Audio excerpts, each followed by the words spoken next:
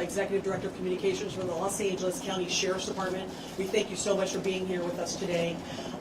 In the order of speakers that we will have today will be LA County Fire Chief Daryl Osby, and then we will have LA County Sheriff Alex Villanueva come to the podium. Thank you.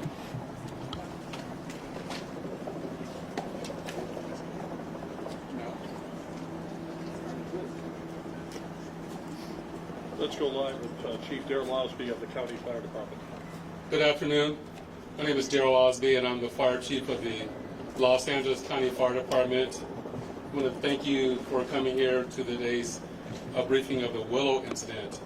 Today, shortly before 10 o'clock at 9:47 a.m., the Los Angeles County Fire Department received a 911 call of a potential helicopter down in a brush fire at the intersection of Los Virgenes Road and Willow Glen Street in the city of Calabasas in unincorporated Los Angeles County.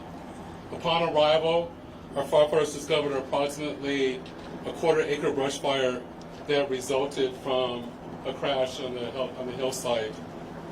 The Los Angeles County Fire Department initial response was 15 pieces of apparatus and 56 personnel that consisted of paramedics, engine company, heavy rescue, truck company, hand crews, and aircraft, and a chief officer to oversee the incident.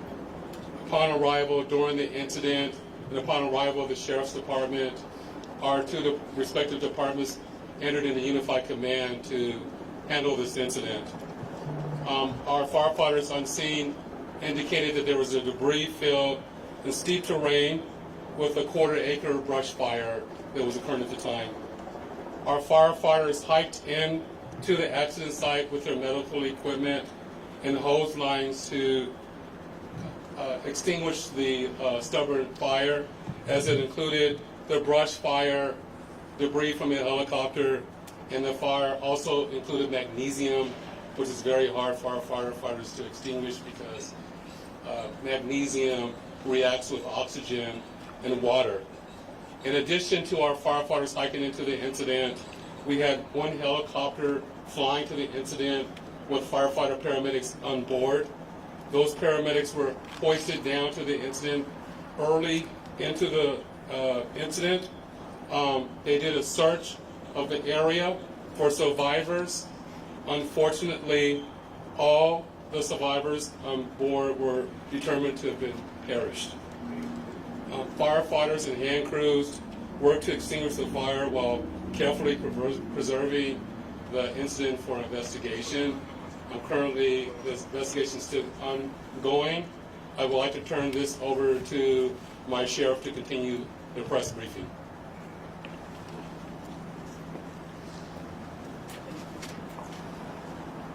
Thank you, Chief Osby. Personnel from Los Angeles Sheriff's Station responded to the scene of the crash site and assisted the fire department, and we've established a containment area, and now our Aero Bureau has a handle on traffic or aircraft accidents. However, when there's a fatality, then it switches to the National Transportation Safety Bureau, the NTSB, and the Federal Aviation Administration, the FAA. The FAA is already on scene and assisting. We're waiting the arrival of the coroner's office to assist in the recovery of the remains. As the chief indicated, there were no survivors. We have a manifest that indicates that there was 9 people on board the aircraft, the pilot plus 8 individuals.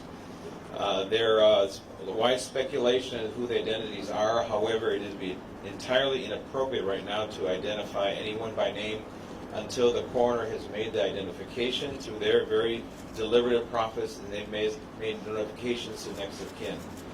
And it'd be extremely disrespectful to understand that your loved one was perished and you learn about it from TMZ.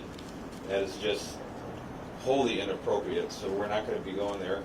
We're going to wait till the coroner does their job, and we're assisting the families of those who believe they've been impacted, and it's a tough process. And our hope goes out to all of the members who were on board, all the family of everyone who was on board this aircraft, and God bless their souls. So at this point in time, we have nothing that we can add until the coroner does their job, and we'll be making those notifications when we have the information and we know the next of kin have been notified, then we can release the information publicly.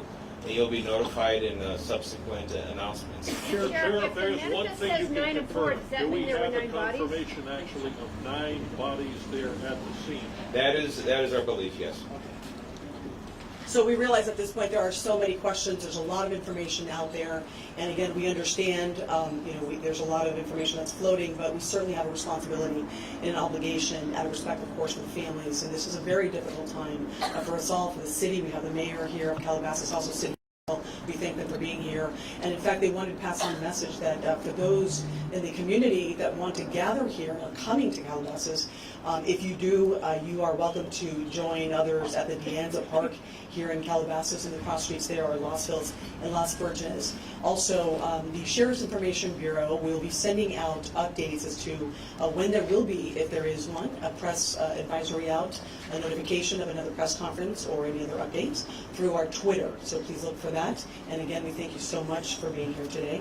And again, thank you for your time. Elizabeth, Can we get a couple more questions here? Sheriff, please. Sheriff, Sheriff, we have more. Sheriff, just a Can question you talk about quickly if on it's mechanical sealing off the failure or area. weather? We know the NTSB has to be there to do that thing. Is the public going to be able to get anywhere nearby, or is a stretch of Las Virgenes going to be shut down for an indeterminate period of time? It remains shut down. Is it How really big of an area? Any idea? still on Enough site? to keep it. You're referring to as heavy fog in the area?